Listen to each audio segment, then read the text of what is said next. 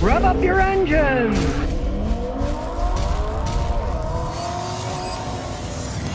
Well, Stellantis is certainly having serious problems, and I mean serious. Stellantis reported a first-half net loss of 2.3 billion euros, which is $2.65 billion, compared to their net profit of 5.6 billion euros over the same period in 2024, last year. So year over year, they went from making 5.6 billion euros to losing 2.3 billion euros, which shows Stellantis is in big doo-doo. People must be listening to Scotty here, right? I said I won't buy their products. They're garbage.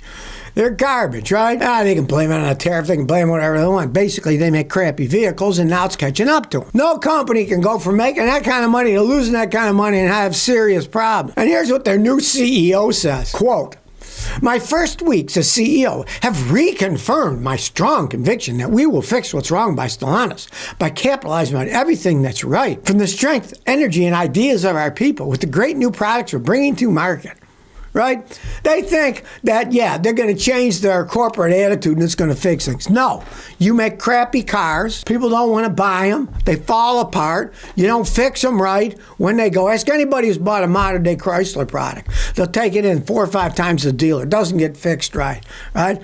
That's what they need. And here's further things the CEO says. It shows he's another one of those CEOs living on top of an ivory tower. Our new leadership team, while realistic about the challenges, will continue making the tough decisions, need to reestablish profitable growth and significantly improved results.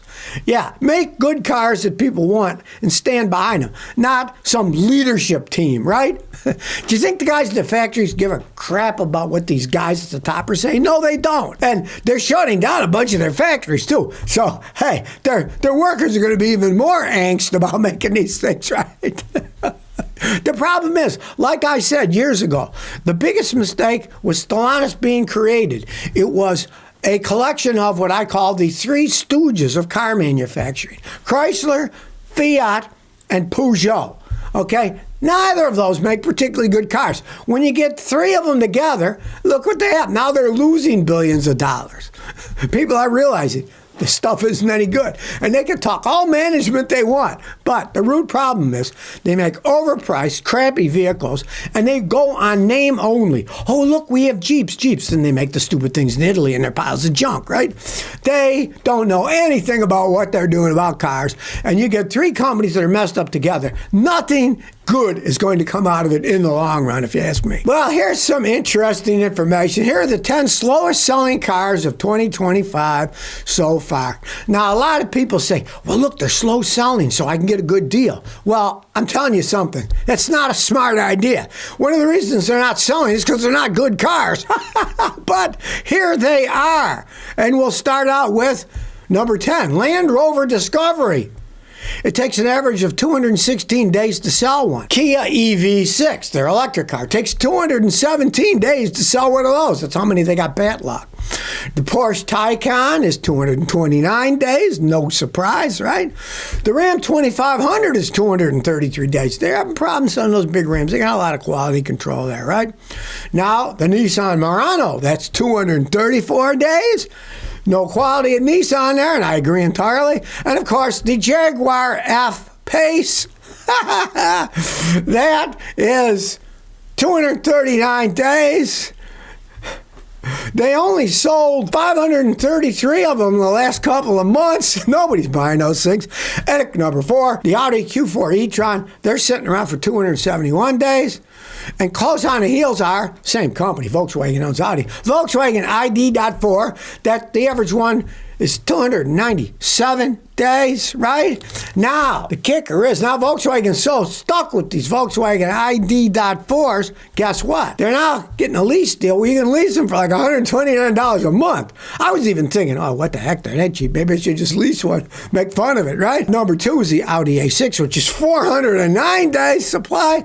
And number 1 is also an Audi. The Audi S6 is 482 days. Nobody wants those things. Well, here we go again with lack of quality in GM products. Chevy Traverse, GMC Acadia, and Buick Enclave are under investigation by the feds for dangerous defects. And what kind of defects do they have? Listen to this. Many of the drivers of these vehicles are complaining about sudden transmission failure, fluid leaks, and loss of power while driving. The dealership says, well, there's loose pump bolts and torque converter leaks, but repairs are being delayed because they don't have parts to fix it. They build them so bad, and they don't have spare parts to build them because these are new vehicles. People who've owned these things have also said master cylinders are failing. They step on the brake, and the brake's just sinking. Don't stop. And then they're saying the same thing. Hey, they don't have parts available, so they're not fixing them. Yeah, you drive your car around with defective brakes. It might turn itself off. Now, this is 2025 Traverse, Acadia, or Enclaves. Now, there is a class action lawsuit that's going on for this. You might want to join if you own one of those. Join the class action lawsuit. And whatever you do, if you do have problems, go to the National Highway Traffic Safety Administration, NHTSA.gov. Go to their website and file a complaint. Because enough people file enough complaints, then eventually they will do a recall. You got to complain. As they say, the squeaky wheel gets the grease. You own one of these things, you got these problems, don't make it just your problem. Make the government call a recall. But if you really don't want any problems, do what old Scotty says most of the time now. Don't buy a GM product. They stopped making good stuff, 2001, 2002. They've been going downhill for quite some time. Well, now Toyota says that they're going to have a 745-mile solid-state battery in their new electric cars. Now, they're not being made yet. Toyota waited all the way until 2022 to make its BZ4X crossover with a stupid name, and not that many people are buying them. But Toyota says their solid-state battery is nearing production, and that it can have a range between 745 and 932 miles on a single charge. Realize that solid-state batteries have been around a long time, but they're tiny things, pacemakers, hearing aids, tiny things. They've had a problem making them bigger scale. But Toyota says that they are working on the solid-state batteries and that they think that they will begin to roll out electric vehicles that have solid-state batteries as early as 2027. This is why, if you're getting an electric car, listen to Scotty. Wait. Maybe they'll roll them out in 2027, okay? Still, wait 2 or 3 years. Maybe they'll all fall apart. Maybe they'll have problems. No one really knows, right? But if anybody can do something like that, I think it would be Toyota, right? The thing about that is, if their initial production is 2027, like they're saying it's going to be, they said mass production isn't going to be until 2028. So they're mass produced in 2028. So I would say wait until 2031 or 2032 myself to buy one. Because you don't know, they could have a lot of bugs. They could have a lot of problems with them. But if they actually do this, it will be revolutionary. If electric cars can actually go that far, more people will accept buying them. Now, you still need a giant infrastructure and everything. And they're saying that they can have a 10-minute fast charging capability that'll give you 621 miles of range in 10 minutes. If that's done, and they built the infrastructure for it, that's a game changer for people buying electric cars. There's no ifs, ands, or buts about it. But like I said, they said the early production may be in 2027. They're hoping for mass production in 2028. So, as old Scotty says, you can buy an electric car. Wait. Well, hopefully you don't own one of those Dodge Darts, but if you do, watch out. They may have to recall them all yet again. Now, the Dodge Dart was a miserable failure. They only went from like 2013, 2016. They stopped making them because they were rolling pile of junk with a bunch of Italian parts on them, right? This is when Fiat was running the show. But they originally recalled them in 2019. They recalled almost all of them because automatic transmissions could flip into neutral when it's parked and they roll away. The cables kept breaking. Now, Stellantis blamed it on excess heat and humidity wearing the bushings, right? And so they recalled them. And I guess they probably used the same bushings because now they're breaking again, right? Now, I warned people against buying these Dodge Darts in the first place because they were just mainly Italian Fiat parts and they're rolling piles of crap. And as you can see, they were immaculate failures. They only made them for 3 years. Now, somehow they suckered 299,000 people buying these things. I don't know how many are still left on the road, but if you do have one, take my advice. When you park the stupid thing, put the emergency brake on, because if it slips into neutral, it could roll away, right? But if you got the emergency brake on, it doesn't roll away. Now, I am taking for granted that the emergency brake still works. I mean, it is a Dodge Dart with Italian crap. That might not work anymore either. If that doesn't work, I'd say first fix your emergency brake. But they might have to recall them all yet again because their original recall, which was 19V-293, didn't seem to have fixed the problem that they had in the first place. Cheap Italian plastic, I guess. They just put new ones on and they broke too. So certainly the Dodge Dart was a massive failure. And if you do happen to own one, just remember, put your emergency brake on whenever you park it, especially on a hill, so you don't come back and find it rolled away and hit somebody else's car or ran somebody over. Yes, you can't make this stuff up, you know? And they wonder why Stellantis is having problems. Look at the garbage that they build. Now, here's a bit of irony. Detroit is now using robots to pick up garbage, mow grass, clear snow, and much more. They're called penny pickups. They're robots that go around in Detroit doing work. And all I'm thinking is, why? Detroit has so much unemployment, people don't have jobs. Why are you taking jobs of cleaning up, mowing, doing this, when there's people who need jobs to do it? Why on earth is the government of Detroit spending money to run these stupid robots when they could give jobs to people? Come on now. That is just plain stupid. Why are they doing this? Now it's called the B-Bot Litter Robot.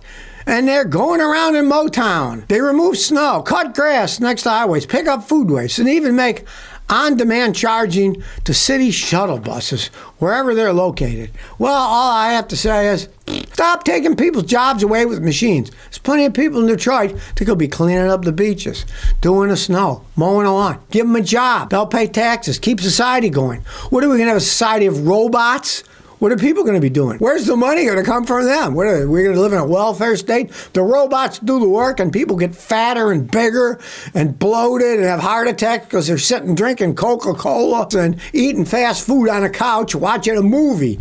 Come on now, this is just stupid. Why on earth are they pushing forward robots to do people's works in Detroit? Ironic that it's Detroit, where many people don't have jobs, right? It makes absolutely no sense.